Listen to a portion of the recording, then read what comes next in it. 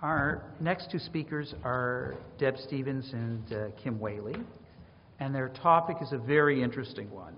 When does estate planning cross the line and become a fraudulent preference? Again, their profiles speak for themselves, but let me just give you a quick summary.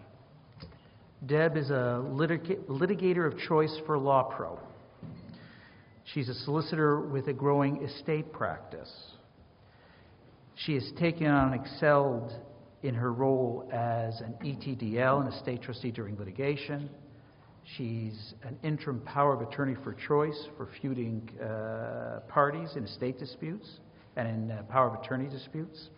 She's also a partner in Goddard, Gamigay, Stevens, a firm known for its advocacy, integrity, and was chosen as one of the top 5 trust and estates boutique firms in the January 2013 edition of the Canadian Lawyer.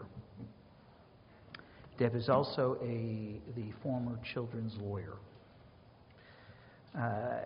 Deb's co-presenter today is Kim Whaley. Many of you will remember Kim from her previous B'nai B'rith Canada seminars. She's been a constant supporter of the program. For those of you who are doing legal research and can't find it on Westlaw, you might consider going to Kim's website. She addresses and treats and provides a comprehensive treatment of legal issues of interest to the estates bar. I highly recommend the website. I can tell you that I was so impressed with one of her latest articles on capacity, which, by the way, has been recently published in the Estates and Trust Quarterly, that it's required reading for my juniors, and I see they're sitting there and shaking their heads, whenever the capacity issue arises in a case handled by my firm. She's also been chosen as one of the top 5 trust estates boutique firms by Canadian Lawyer. So without further ado, I want to allow my friends to address their topic, because the truth be told, you'd prefer to listen to them than to me. Thank you, Charles. I want to echo Ian's words and thank Charles for organizing this event. It's always a tremendous amount of work, and I also want to thank the sponsors because obviously it can't occur without their involvement as well. I was very intrigued by the way Charles has set this up. It's like the dynamic duos for each presentation. When I thought about it, I wasn't sure whether we're Dumb and Dumber or Older and Wiser when I looked at the respective choices who work together. I can just tell you in our case, Kim is wiser. We've been asked to speak about fraud and estate planning, and in particular, when estate planning crosses the line and becomes a fraudulent preference. Well, what line is that? Aren't we all entitled to our testamentary freedom? Isn't that one of the hallmarks of a democratic society? We have freedom of speech, freedom of association, freedom of religion. Why don't we have testamentary freedom? We should be able to dispose of the wealth that we've acquired over our lifetime as we see fit, and we're entitled to be as arbitrary and capricious in doing so as we want. We've earned it. Why should somebody else decide how it's to be distributed? Isn't our freedom to dispose of our assets sacrosanct? In a word, no. It's as illusory, especially in my case, as Freedom 55. We've had these restrictions historically. Many years ago, and those who are perhaps of my vintage remember courtesy and dower, long since abolished, the intent being to provide a homestead for somebody and not cut them out completely. But in the last half century, legislation, because perhaps changes to society, have really changed that freedom to do what you want with your assets. Particularly, societal changes, divorce, the nuclear family changing. We've got common law spouses, same-sex spouses. We no longer have the concept of illegitimate children. We have social services, safety nets that are in place. All of those things seem to have created legislation which now says no, you don't get to focus your efforts only on those you choose. Your estate, and not the state, needs to look after your dependents, whether it's your spouse, your child, your grandchild, your parents. And so, particularly since the 1970s, with the introduction of the then Family Law Reform Act in 86, the Family Law Act in 78, the Succession Law Reform Act, we are seeing the legislatures restrict how we can dispose of our assets, or who we dispose of our assets to, by setting out certain restrictions which say when you ignore or do not respect or do not give enough to specific individuals, such as spouses and children, we are going to override that or give them the opportunity to override that and bring claims. I hope that we are probably just as vague as Ian and Jordy were, so that we can perhaps get you thinking about some of these issues, and particularly fraud. But that's the reason we're here today, to talk about the restrictions that are able to be used through the legislation and case law when somebody steps over the line. This is a bit of an overview before I get to Kim, but one of the first pieces of legislation, as I mentioned, is the Family Law Act. It came in 1986, and I'm sure many of you are familiar with it, perhaps some all too familiar. And the first thing I want to talk about is the division of property, which is a division of the property acquired by spouses during marriage. There are a few things to remember. First of all, it does not apply to common law spouses. It only applies to married spouses. And despite the notion that many in the public have, it is not simply each person gets half of what you've acquired during the course of the marriage. It is a formulaic division of assets based upon marriage being a partnership. There are very specific exceptions to it. I don't have either the time or inclination to go into it here, but the process is called equalization. And so you don't share the actual assets. You don't split the house down the middle. You share the value of those assets. Now, the interesting thing about the Family Law Act, and I'll read this, it doesn't apply on marriage breakdown. It also applies on death. For example, if a surviving spouse receives less under a deceased's will than he or she would have received on equalization, then the surviving spouse has a choice. The surviving spouse can either elect to take what's given to him or her under the will or on intestacy, or can claim equalization, and that's the election that Ian and Jordy spoke about. So that's actually quite unique, because in 78, under the Family Law Reform Act, that only occurred on marriage breakdown. In 86, we now have it occurring on death. So that has significantly affected how people deal with their estates. And as you can appreciate, that's very relevant on a second marriage. Often the testator wants to leave a life interest to the second spouse to make sure that his or her children from the first marriage are going to get the bulk of the capital.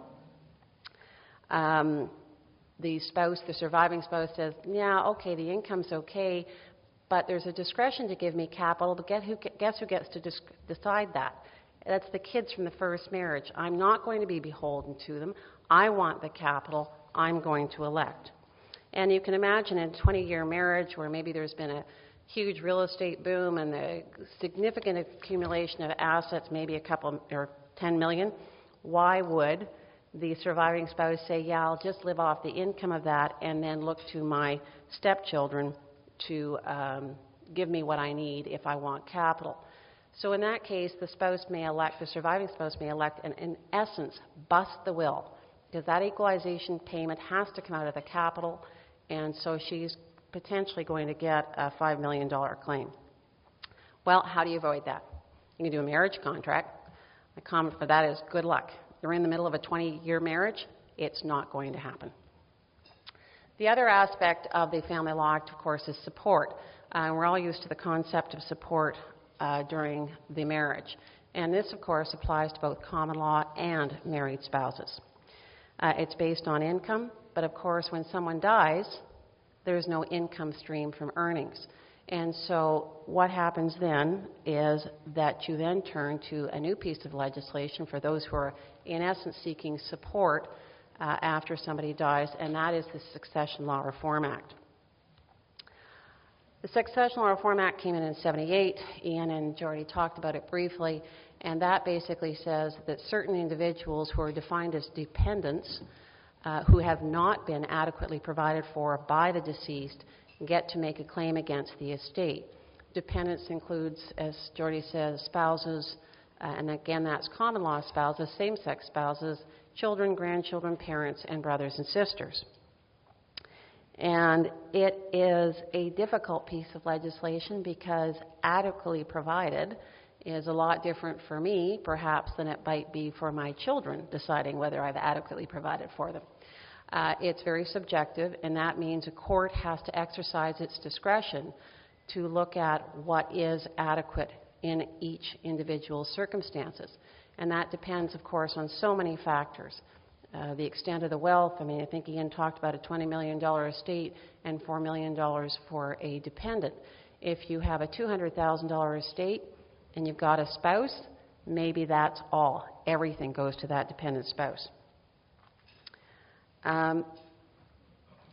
And what the judge has is the opportunity basically to wipe out that will.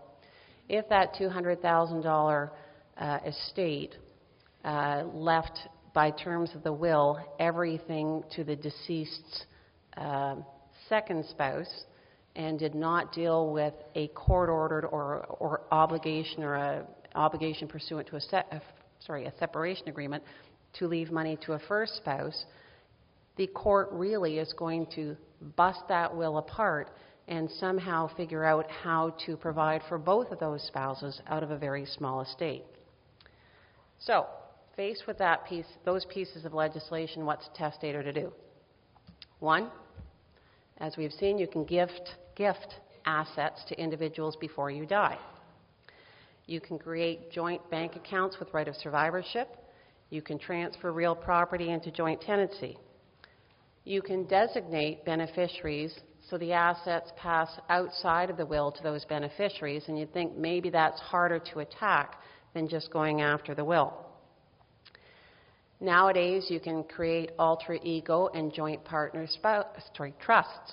In fact, the federal government created them. So if you want to have that as an excuse to do some little creative estate planning, it's a great opportunity. Many people create inter vivos trusts, those during your lifetime, or do estate freezes, specifically intending to pass on businesses to the next generation, really part of good succession planning. Or you can transfer things like cottages to your son and daughter, retaining only a life interest in that property.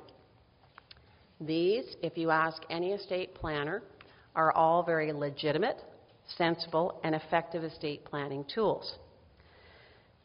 You need to be able to plan for the transfer of wealth, and in many cases, given the extent of estate administration taxes in this province, which, as many of you know, are the highest, perhaps, in the entire country, many people are looking to these very tools, especially now alter ego and joint partner trusts, to minimize or altogether eliminate estate administration taxes on death. So it's a very sensible estate planning process. So then, what's the difference between effective estate planning and perpetrating a fraud on those who would claim against your estate? We have a piece of legislation in Ontario called the Fraudulent Conveyances Act, usually used by commercial creditors when someone has transferred, for example, a property to their spouse to avoid having to pay a debt. The Fraudulent Conveyances Act, or as somebody called me, the queen of acronyms, the FCA, states every conveyance of real or personal property made with the intent to defeat, hinder, delay, or defraud creditors or others of their just and lawful actions, suits, debts, accounts, damages, penalties, or forfeitures are void as against such persons or their assigns. Well, that's quite a mouthful, but basically it means if you transfer assets to someone else with the intent to avoid the claim of a creditor by divesting yourself of the property, that transaction can be set aside. Until recently, the FCA was never thought of to be another piece of legislation which could affect testamentary freedom. But my colleague, Kim, will enlighten you on just how that is changing. Thanks, Deb, and thank you, Charles. I can assure you that I am not wiser than Deb Stevens, but as Ian Hull always taught me, it's all about smoke and mirrors. Complex family structures are more the norm today than we would historically describe them, in that they were more traditional family structures with second, third marriages and more, predatory marriages, children, stepchildren, genetically procured children. Societies comprised of very complicated family units and structures. And as such, attempts to manipulate assets, in other words, as Ian said, get the dough flowing, I like that phrase, assets passing on death through creative estate planning can only be set to increase. Planning for certain will include deliberate, intentional attempts to deplete an estate, to protect the estate for intended heirs and against certain creditors or unintended heirs. As Deb just introduced, the Fraudulent Conveyances Act is the subject matter of recent court decisions, which I think are important, in particular for testators who are trying to deplete their assets prior to death. And so if we look at these improvident transfers of property, and they're otherwise ordinarily protected statutorily as reviewed by Deb, they may attract the remedies provided for under the Fraudulent Conveyances Act in circumstances where estate planning seeks to oust the statutory rights of certain beneficiaries or dependents. And this is particularly so if the court determines that the transfer was made with intent to defeat. Still, some of these transfers can be saved if the transferee provides consideration for the transfer, and if it can be shown that the transferee was acting in good faith, having had no notice of the intent to defeat claims of creditors. Cases such as the Ontario Court of Appeal case of Stone and Stone, and the Supreme Court of Canada case of Tatterin and Tatterin, and our Ontario Court of Appeal case in Cummings, in our submission have set a clear message that certain transfers can be set aside if undertaken with the intent to defeat certain claims. In Stone, a husband who learned that he was terminally ill proceeded to dispose of many of his assets to his children inter vivos, and these were children from a previous marriage. Stone was hoping to minimize the value of his estate on his death, and he anticipated that his second wife would make an equalization claim against the estate, and thus proceeded to deplete his estate to minimize the potential damage, so to speak. The second wife successfully applied, after Stone's death, under the Fraudulent Conveyances Act, for an order to set aside the inter vivos transactions. The trial judge found that the deceased had in fact intended to defeat his wife's claim for equalization under the Family Law Act, and the Ontario Court of Appeal upheld this lower court decision, specifically approving the judge's determination to apply Section 2 of the Fraudulent Conveyances Act to the inter vivos dispositions so that they were in the end declared void. The result being the entire value of the inter vivos transactions were clawed back into the deceased estate for the purposes of calculating his net family property at the time of his death, so as to provide for an equalization payment to his wife. A key outcome in Stone was a finding that the surviving spouse was considered to be a creditor or otherwise of the deceased at the time that the testator effected the inter vivos transfers. This is somewhat novel given that the wife's entitlement to a claim for equalization under Section 5 of the Family Law Act did not arise until the deceased's death. The court found that the intent behind these impugned dispositions was to defeat or defraud the spouse, and it is worth noting the two lines of reasoning that the court discussed, even though both lines of reasonings were not accepted by the Court of Appeal. Firstly, the court found that the right to equalization under the FLA arises at the date of marriage on the basis of an open or running account that can become a settled account on the happening of the earlier of separation or death. Consequently, Mrs. Stone became a potential creditor upon marriage. And secondly, the court determined that the depletion of the deceased NFP through inter vivos transfers to his children served as a triggering event under the provisions of the FLA, which gave rise to the wife's entitlement to seek a financial remedy under Section 5.3 of the FLA. The court rejected the first line of reasoning. It held that the wife was not a running creditor throughout the marriage. Instead, it approved the second line of reasoning and found that a debtor-creditor relationship existed at the time the transfers were made because of the wording of Section 5.3 of the Family Law Act. The Court of Appeal decision concluded on the evidence before it that Stone had kept the depletion of his property secret, and, in the words of the court, because the wife had the right to apply for equalization at the time of the transfers due to the wording of Section 5.3, yet was deprived of such ability to exercise that right by the actions of Mr. Stone, the wife was a creditor or other within the meaning of the Fraudulent Conveyances Act. The propounder of the estate in this case asserted that the transfers were part of the deceased's estate plan, which included trying to save probate taxes. This submission was rejected. The evidence revealed that Stone had advised his children not to disclose the fact of the transfers to them, and further evidence revealed that the solicitor for Stone was instructed on the dispositions because he believed that his death was imminent, and he did indeed die within a few months of these dispositions. Also, Stone was fully aware that his wife might challenge his will, and he wanted to frustrate any claims that she might make.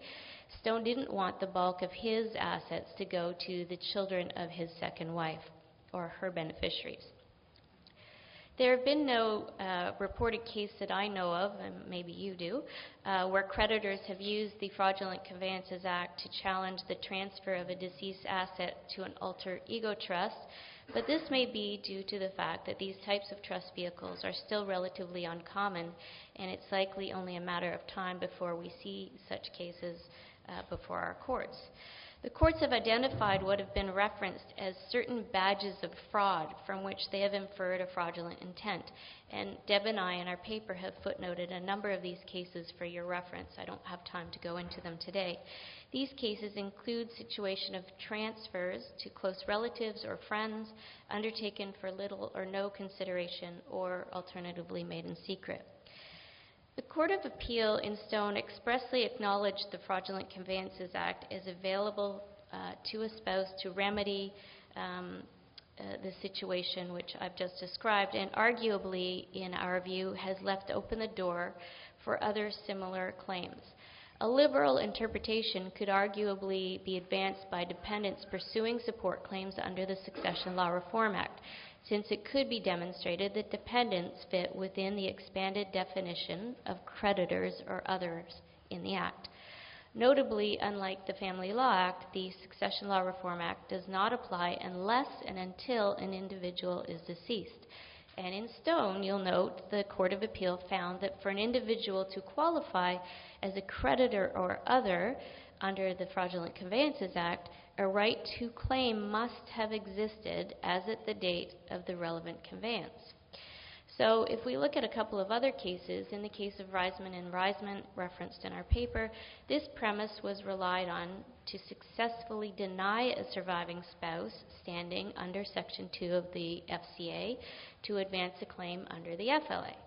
Similarly, in Robbins and Robbins, another case referenced in our paper, it was held that a surviving spouse seeking support under the SLRA did not qualify as a creditor or other within the meaning of the FCA, and therefore had no standing to set aside the inter vivos transfers made. Notably, however, neither Reisman nor Robbins revealed evidence of fraudulent intent involving the transfers. And this alone, in our submission, distinguishes Robbins and Reisman's from the facts in the decision in Stone. It's not clear whether the reasoning in Stone will apply to those who attempt to avail themselves of the provisions of the FCA in the context of support claims. However, unless a material difference can be established, arguably the rationale in Stone ought to apply to claimants under the SLRA. In any event, Section 72, for those of you familiar with the SLRA, provides that the value of certain transactions effected by the deceased before death may be clawed back into the estate for the purposes of satisfying any support orders made by the court for dependent. And also the right to equalization can be triggered by specific enumerated events, which are actually set out in Stone and in the FLA. And in the absence of one of these prescribed events, a spouse would otherwise have no right to initiate a claim for equalization. However, once one of these events has occurred, a spouse acquires the status of a debtor-creditor. 5 minutes. Another look at Stone reveals that the court was truly troubled by the facts in Stone. It acknowledged that due to Stone's terminal illness and imminent death, that his wife's right to claim equalization was also imminent. It was noted that Stone's wife had indicated her intent to contest his will prior to his death, and indeed she did commence litigation shortly after his death. Stone was aware of his wife's position and secretly and deliberately disposed of his assets. Similar arguments could be made and could well gain traction from other recent decisions that have held that moral obligations exist at law between an individual and his dependents. In Tatterin, the Supreme Court of Canada upheld a decision of the British Columbia Court of Appeal, which concluded that the British Columbia's Will Variation Act obligates a testator to make adequate provision in his will for his dependents on moral grounds. Now, we know our law is different in Ontario, but this moral obligation can be gleaned from some of the factors set out in Section 62 of our SLRA alone. But it's also clear in Tatterin, which was adopted in Cummings in Ontario, that the moral obligation has now got foundation in Ontario. Notably, a very recent decision of 2013, the Ontario Superior Court of Justice, Stevens and Fisher, which Gel, an associate at my office, did a blog recently on. I don't know if any of you have seen it, and I also note that Ian Ho wrote about this case recently, saw Justice D. Tommaso awarding $10,000 specifically in respect of the moral claim advanced under the SLRA. Further quantum was awarded in this case, but the further quantum was awarded in what was described as a legal claim. But of notable importance was the specific separate reference to the treatment of the moral claim and a specific award in respect of that moral claim. The moral obligation continues, in my view, to evolve as a standard consideration in assessing a dependent's entitlement. And I would argue, as I did last year in this same venue, that the moral claim is a legal claim, but it appears that our courts continue to distinguish between the moral and the legal claim, yet in so doing now actually distinguishes at least awards of quantum. The Succession Law Reform Act, Section 72, as I said, allows for a clawback in of certain assets, and as Deb referenced, assets held jointly, designated assets, and gifts mortis causa, which are defined as a gift of personal property made in expectation of the donor's death and on the condition that the donor dies as anticipated. Therefore, there is no real need to prove that such gifts were undertaken by the deceased with the intent to defeat the claims of dependents. Rather, it need only be shown that the deceased made the gift when aware that death was imminent. Therefore, in addition to any remedies we have, or we may have, which are untested under the FCA, there are provisions which may achieve the same result.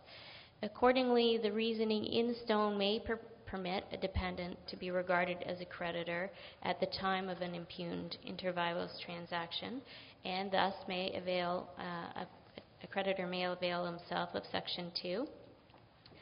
Intent will be a key evidentiary consideration in any application commenced to void certain transactions employing the Fraudulent Conveyances Act as a remedial tool where an estate plan constitutes a fraudulent conveyance or preference. And now I'm going to hand the mic back over to Deb, who's going to provide some further insight on our Succession Law Reform Act.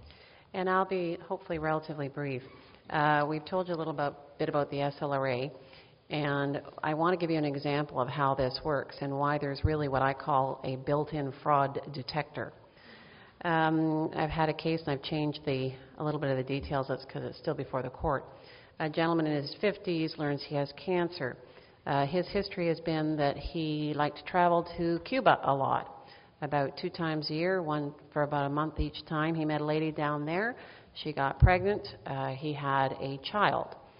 He was thrilled to have a child. He had never had a long relationship before, and he wanted the woman and the child to come and live in Canada. For those of you who know Cuba, that's not such an easy thing to do. But he got the child Canadian citizenship, got her a passport, kept trying to convince them to come to Canada. He then learned that his cancer was terminal and really implored his wife, he had married her in the interim, to come here. She refused, and he got angry at her. He subsequently changed his will to make his sister the beneficiary of all his assets. Previously, it had been his child. He was about 5 years old at the time. And before he died, he actually transferred every single thing he owned out of his name to his sister's name, or made her the designated beneficiary or joint account holder of all of his other assets. So when he died, of course, there's nothing in his estate. The will's not going to be probated, and you can appreciate the wife and child living in Cuba don't exactly know where a lot of those assets are. So no need to use the Fraudulent Conveyances Act. There is a provision in the Succession Law Reform Act, as Kim alluded to, Section 72, which specifically says that the value of certain transactions undertaken by the deceased before death benefiting other individuals shall be deemed to be part of the deceased net estate for the purposes of determining the value and making an order to pay out dependents. And we've discussed who dependents are. So briefly, those transactions include pensions, where there's a designated beneficiary, RIFs, RSPs, insurance, all sorts of joint accounts, gifts mortis causa. In this particular case, gifts mortis causa, he knew he was dying. He specifically did this, fall within that definition. And the court can basically bring those assets back into the notional value of the estate, suspend the distribution of the estate, including those assets, in order to provide for a payment to the dependents. So as I said, that kind of builds in a fraud detector. In my particular case, those are gifts mortis causa, and that's what we're pursuing. In my case, again, it's not a subjective question. It's not that the deceased didn't adequately provide for his dependents. He provided nothing. So it's like, what's the liability? There's really no liability issue here. It's just a damage question. So that's another restriction on testamentary freedom. And as Kim said, unlike the Fraudulent Conveyances Act, there's no need to prove intent. It's just the fact that there was inadequate provision for these dependents. So in summing up, there is legislation available which already restricts testamentary freedom, the Family Law Act, the SLRA. But now the Fraudulent Conveyances Act is simply another tool that claimants can use to try to set aside a will or portions of a will where someone has tried to avoid what society considers proper claims of individuals who would expect to benefit from a deceased estate. Thank you. Are there any questions? Why don't you come up to the mics? Ori, you want to let Jules just go first, given that Go ahead. his birthday comes a little bit before yours? I'm just wondering, is there any way to apply any of these arguments towards named beneficiaries who are not dependents or a spouse? So, for instance, they're named in the will, and then when the time comes, they find that the estate has been completely emptied, even though they were named beneficiaries. Because it would seem they don't take under the same rules that you're talking about. So I'm wondering if there would be any way to apply that towards that situation. I'm not sure I understand. You're saying a named beneficiary who would not be a dependent? Not entitled to dependent relief, not a spouse. They're named in the will, either generally or given a specific bequest, but when the will finally gets probated, they find that there's nothing there.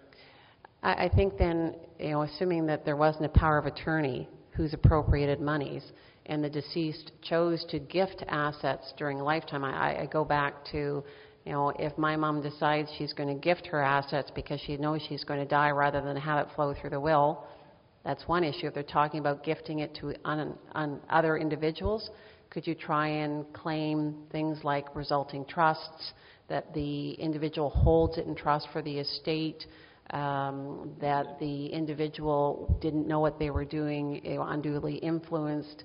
I think you've got all of those types of remedies. Well, aside from those remedies, take the Stone situation, the exact same situation, but let's say the will says, I'm giving this particular property to whoever it is, but same situation, he finds out he's dying, and then he conveys that property away before he dies, and therefore when you get to the will, that property is already gone. But in that case, I think the argument might be they've effectively changed their will, and as long as they were capable of doing so, they're entitled to. It goes back to, it's a vague question. It will depend, I think, a great deal on the facts and the competency of the individual and his rationale for doing so. Okay. I would agree, other than I'd add, unless they fall into the category of a creditor or other, in addition to what Deb said, I think that beneficiary is just out of luck. The only thing I'd like to add, Ori, is it depends on who effected the transfer and how it came about. So, for example, if someone exercised undue influence, that's a possibility. And there's also the possibility of the American tort, which I think is coming to an Ontario court near you soon, of intentional interference with inheritance rights, which I believe Ian has written about on one of his papers. It's worthwhile to take a look at his blog for that. A different question. In the context of your excellent address, to the best of your knowledge, what were the consequences on those who drafted the will, the lawyer? For example, when the court found what they found, was there a law pro or a negligence claim by the beneficiary? I mean, this is a horror show. If you draw something and then, as Debra has properly, the state, through its legislation, constrains, and maybe you ought to have contemplated that or such and such, because we are in an incredible window right now. 80 to 100-year-old people on Bathurst Street who are Holocaust survivors, who've been taken to downtown firms and estate freezes and everything. And they, frankly, Sadie doesn't know what she has. She sits in front of you and says, I want that my 3 children should get equally, and I want that nobody should fight. How does all that fit? No, that's the instructions you get. They haven't got a clue about the estate freezes and the 6 plazas and everything that they have. So do you know any about whether there were any claims against the lawyers who drove those wills? I personally know of no claims. It wasn't mentioned in the decision. I have no idea. I think, and I look at it from 2 perspectives. If the person appears to be capable of instructing counsel, we know in Hall and Bennett, from the decision of the Court of Appeal in Hall and Bennett, if you accept their retainer, you better be drafting their will or you're going to get sued by the people who should have benefited. Having said that, I think all of us as counsel have a duty under our rules of professional conduct, and I don't care whether you're an accountant or a lawyer. If you don't feel somebody can instruct you or understand what they're doing, then you better not be acting. And I give an example. I have a family friend, an elderly lady whose kids brought her to me so that I could do an alter ego trust for her. I started to explain it to her, watched her eyes glass over, and just said, whatever you say, my kids say this is good. I won't do it. She's not capable, in my opinion. It's not because of incapacity. She just doesn't get it. And I'm not going to draft something for her and then sit down and try and explain it to her and feel that she knows what she's doing. So I don't care what the kids say. I've told her what the options are. They're going to have to pay a state administration tax. Too bad. I don't think you understand this. You're not going to do trust returns and regular tax returns. And she was quite content with that. But I think it's a responsibility, again, whether it's accountants or lawyers, to make sure that they can say at the end of the day, my client knew exactly what they were doing, understood it, and signed it voluntarily. I'd like to add just one quick comment, Jules. I don't do wills. I'm just a litigator. But when I'm consulted to advise people like this, first I make sure that the will is drafted first. Then I refer them to a professional capacity assessor with the will in front of them, because testamentary capacity and what they understand will differ on how the complexity of the will. It'll be specific. So if the capacity assessor has the will in hand and can assess whether or not the person knows the extent of their assets and understands the concepts, it's simple enough for them, then I think you're better protected. Thank you.